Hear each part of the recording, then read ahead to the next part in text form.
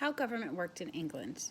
The British government was a constitutional monarchy, which was a fancy way of saying that King George did not have all the power. He and a governing body called the Parliament worked together to rule the empire.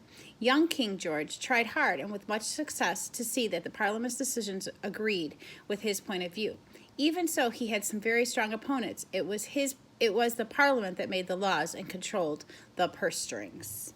So King George III, the British Parliament, House of Lords, House of the Commons, the lower house, and then here were the voters. Fewer than 1 in 5 men were allowed to vote in England, and these men usually had to own land or business for the privilege. So, how government worked in America compared to Britain.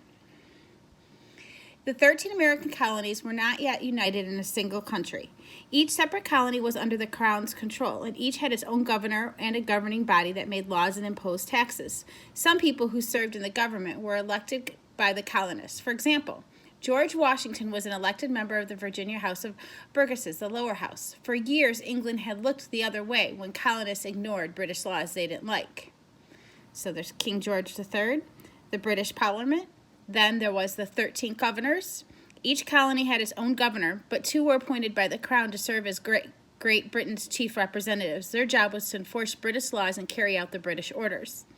Then underneath them were the 13 governing bodies, made laws for each colony and sent them to England for approval. Like the British Parliament, most governing body had 2 houses. In most colonies, the king and his representatives picked the members of the upper house.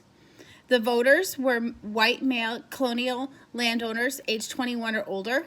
And then this is the lower house. All members were white male colonists, and most were wealthy. Their job was to carry out British laws and levy taxes